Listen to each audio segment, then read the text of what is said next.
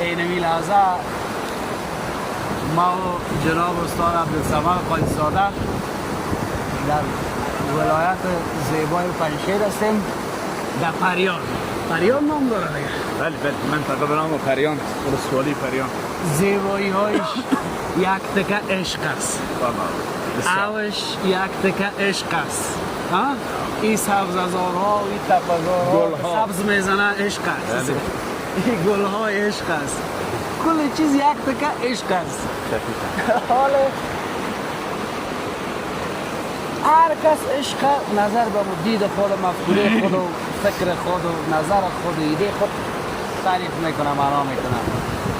استاد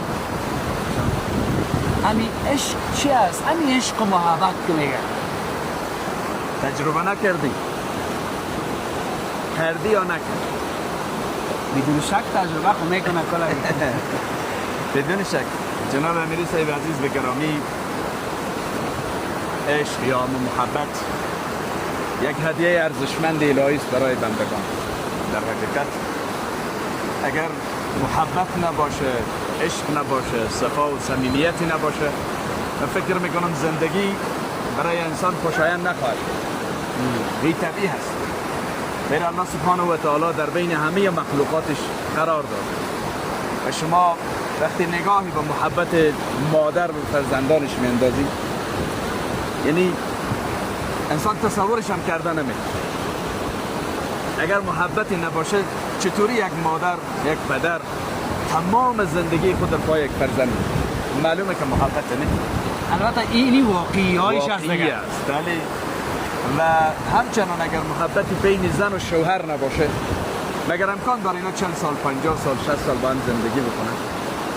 و پس معلومه که به اساس محبت و مودت و دوستی و رحمت است که اونطوری که خداوند میفرماید و جعل بینکم مودتا و رحمت، رب العالمین در بین شما مودت و رحمت و دوستی کنه. او عشقایی که در جامعه ما و شما مردم از این صحبت میکنن، میگه عشق پیری گر بجنبد سر و رسوایی زند آخر نی.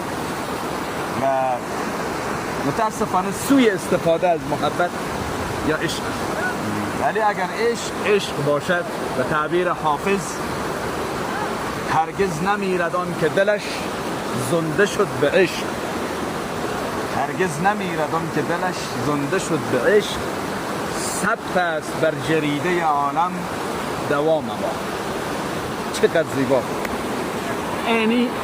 اینی شعرام یک تکه عشق بود. همین